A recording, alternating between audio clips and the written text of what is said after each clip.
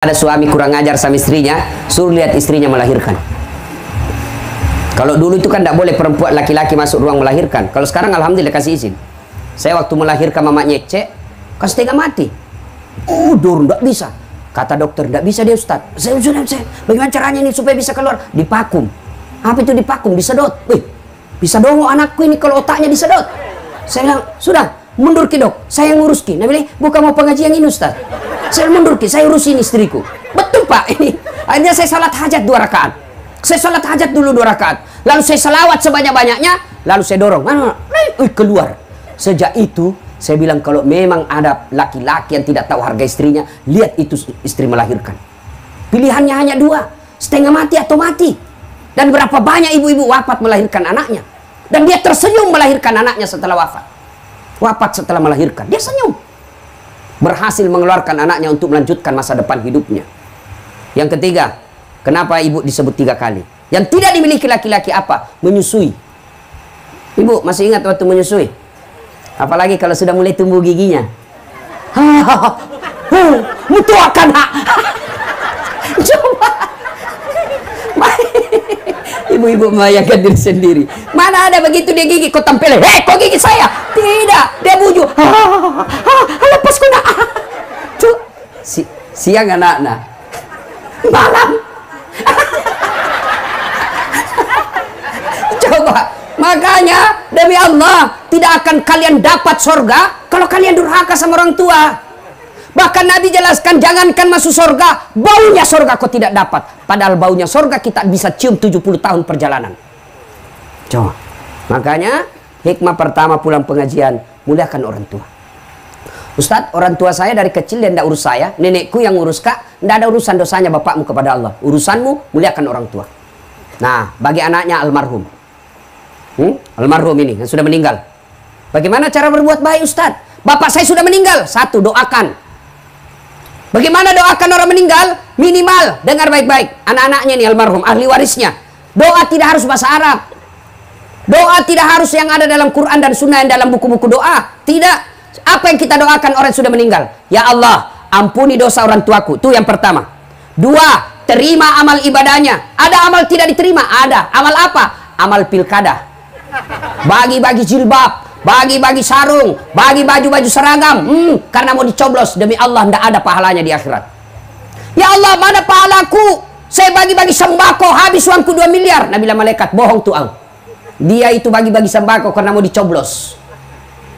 Maka, ya Allah, mana pahalaku? Saya umrahkan orang 50 ketika pilkada. Bohong, dia mau dicoblos.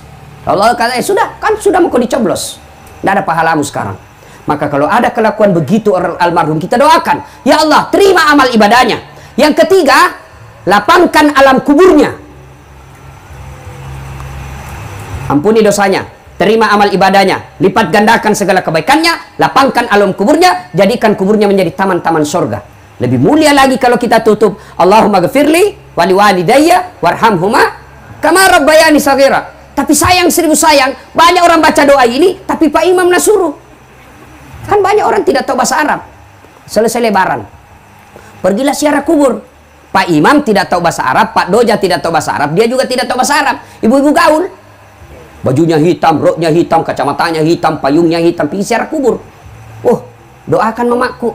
Duduk mak ibu, sama-sama mi duduk. Nah, baca mi di doa ini Pak Imam. Allahumma ghafirli, nah bilang ini ibu amin.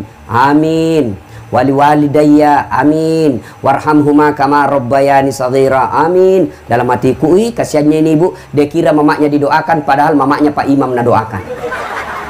Apa artinya itu tadi? Allahumma ghafirli, ya Allah ampuni dosaku. Siapaku? Ya Pak Imam. Di belakang kita, amin. Wali walidayya, kedua orang tuaku. Orang tuanya Pak Imam. Sudah dikasih pisang, dikasih amplop, suruh naik doa ke mamak, tak mamaknya nak doakan. Coba ini yang banyak. Maka berdoa tidak harus pakai bahasa Arab. Selesai sholat Bapak Ibu, ini anak-anaknya almarhum. Selesai sholat, baca doa. Sampaikan minimal Al-Fatihah. Bagaimana caranya? Ila hadratin Nabi Mustafa Muhammad sallallahu alaihi wasallam, summa hususil ruhil almarhum Haji Muallim Pabinru. Al-Fatihah. Baca Al-Fatihah. Sudah itu, ya Allah, ampuni dosa orang tuaku, terima amalnya, lipat gandakan segala kebaikannya, lapangkan alam kuburnya, lalu tutup dengan doa Allahumma ghafirli wali walidayya warhamhuma kama rabbayani shaghira. Amin ya rabbal alamin. Ustadz, kenapa orang kalau doa sudah begini selesai begini? Ah, itu tambah-tambah gitu. Boleh juga tidak begini, boleh. Apalagi sekarang corona. Dianjurkan jangan pegang muka. Kenapa paling begini, Ustaz? Cuma kebiasaan. Kenapa na muka? Karena lebih nyambung. Masa Bapak amin ya rabbal alamin? Itu lebih tidak nyambung lagi. Ya, doakan. Yang kedua, dengar baik-baik. Ini ahli warisnya almarhum. Yang kedua, kalau sudah meninggal bagaimana cara berbuat baiknya, Ustaz? Kunjungi karib kerabatnya, anak-anaknya almarhum. Setelah menuntut ilmu, lalu ditugaskan keluar daerah dan menetap di daerah tugasnya. Jangan sampai kau lupakan keluarga yang ada di Sopeng.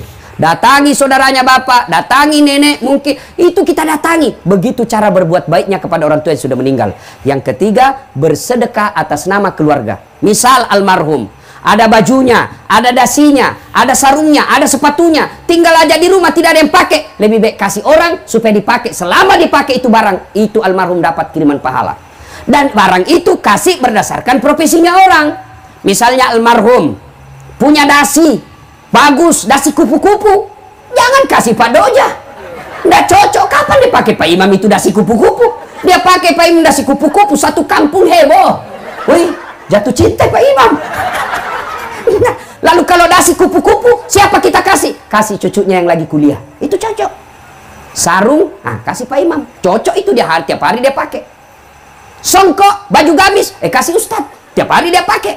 Kasih polisi, dia pakai. Paling lebaran dia pakai. Ini namanya yang kita lihat yang produktif. Sedekah. Nah, ibu bapak, saudara-saudara sekalian, ini cara berbuat baik kepada orang yang sudah meninggal. 1, doa. 2, mengunjungi karib kerabatnya. 3, bersedekah atas nama orang tua. Misal lagi, musyawarah saudara-saudaranya. Ini ada sawahnya bapak. Alhamdulillah kan ada di semua rumah tak. Meskipun ini ahli waris, kita yang berhak 4 bersaudara. Tapi bagaimana kalau ini tanahnya bapak ini kita jual, bangunkan masjid, insya Allah selama masjid itu dipakai, almarhum dapat kiriman pahala. Jangan sampai terjadi yang pernah saya alami. Ada orang sakaratil maut, dipanggillah saya mengaji. Datanglah saya mengaji. Begitu saya baca ngaji, anaknya musyawarah di luar tamu. Musyawarah anaknya di luar tamu. Apa dia bahas? Bicara kakaknya, saudara-saudara sekalian, ini bapak sebentar lagi meninggal dunia, meninggalkan kita. Supaya tidak ada keributan-keributan, maka mulai hari ini perjelas siapa yang ngambil sawahnya bapak di kampung. Saya dengar, saya bilang, keluarga apa ini? Saya keluar, saya bilang, Pak, bapak masa bapak sakaratil maut kok sibuk di sini? Saya ini orang lain. Saya keluar, saya pergi. Siapa yang gagal? Siapa? Orang tuanya gagal mendidik anaknya. Maka ibu-ibu, sebelum segalanya terlambat, didik anak. Nggak usah bangga anak kita tinggi sekolahnya, sampai ke jenderal, sampai direktur, sampai anggota DPR, kepala dinas, kalau dia tidak ada manfaat buat orang tua. Nggak ada. Kan biasanya ini kita kasih senang orang. Itawa, anaknya yang pertama kepala dinas. Itawa, anggota DPR anaknya. Itawa, kontraktor. Baru nggak ada pernah lihat bapaknya. Beleng-beleng. Apa itu anak kontraktor, anggota DPR, kepala dinas, kalau nggak pernah kau dilihat? Yang hebat tuh, Itawa. Anaknya kasihan, pegawai honor, tapi tiap minggu itu ada datang bawakan pisang bapaknya. Itu meskipun dia pegawai honor, ada manfaat. Siapa yang salah kalau anak kita tidak baik agamanya? Orang tuanya. Tidak ada orang lahir langsung jadi preman. Tidak ada orang lahir langsung jadi pengedar narkoba. Tidak. Kata Nabi, anak itu dilahirkan dalam keadaan fitrah. Ibu bapaknya membuat dia majusi, nasara, ataupun Yahudi. Maka ibu, tidak usah cemas kalau anak tak cuma pegawai honor. Tidak usah cemas kalau dia daftar tentara tidak lulus. Tidak usah malu kalau anak daftar pegawai negeri tidak berhasil. Tapi malulah ketika anak kita sudah balik, sudah sarjana tidak tahu sholat di masjid. Malu itu. Nah, orang tua sekarang kan bangga sekali kalau pintar bahasa Inggris anaknya. Itahu Ustaz, jauh sepupuku yang orang Sopeng. Jagona tahu. Kenapa masih SD pintar bahasa Inggris anaknya? Apa jagona itu, Bu? Tahu masih SD. Banyak itu yang bisa begitu. Masa banyak Ustaz? Pergi makin di Inggris. Tuh anak-anak di Inggris masih kecil pintar bahasa Inggris semua.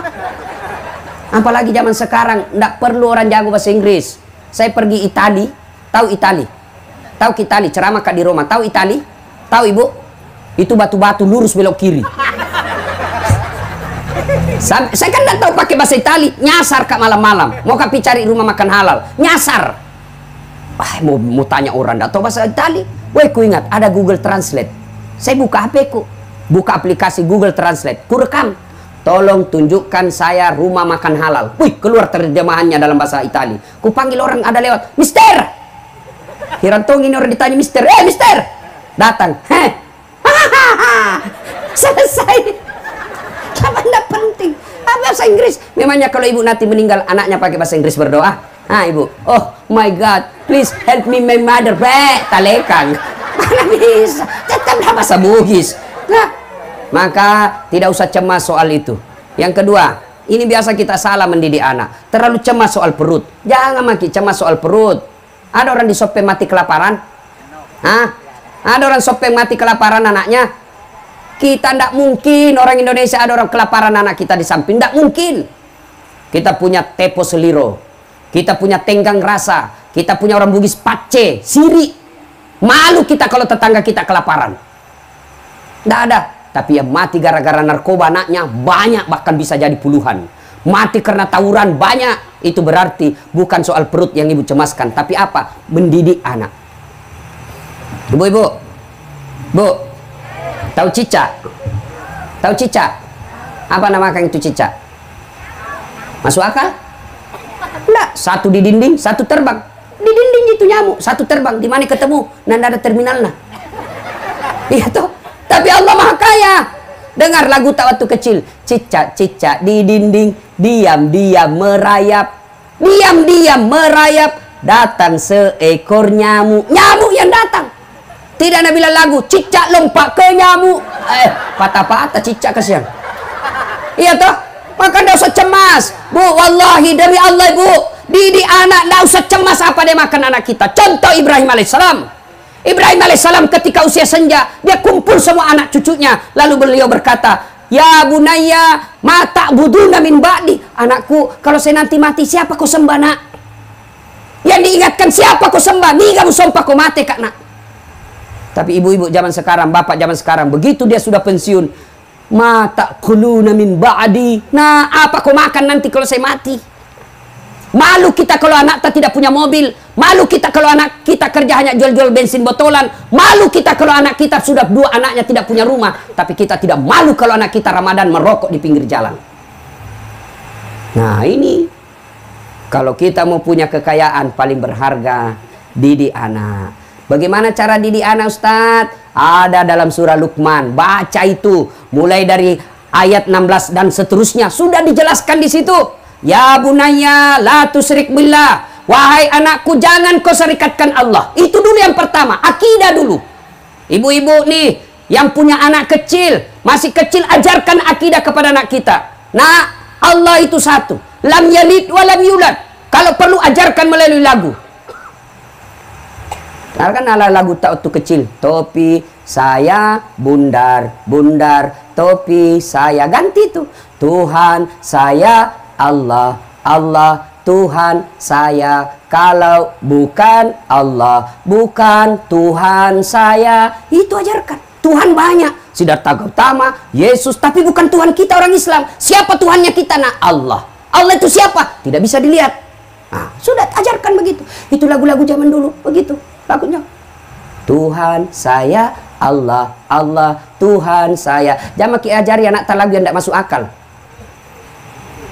Bu ani belalang kupu-kupu, siang makan nasi, kalau malam minum susu. Mana ada belalang minum susu sama makan nasi? Patolo-tolo. Waktu itu saya kecil itu memang bagus-bagus itu lagu. Coba itu waktu tak kecil. Lagu takkan bagus-bagus. Katakan Tuhan itu satu. Lagu namanya Rama. Mungkin Tuhan mulai bosan melihat tingkah kita yang selalu salah dan bangga dengan dosa-dosa, atau alam mulai enggan bersahabat dengan kita. Coba kita bertanya pada rumput yang bergoyang. Itu lagu orang dulu. Bagus lagunya toh. Sekarang lagunya anak-anak kita apa? Pulang-pulangku berbadan dua. Matampu li sudah cila.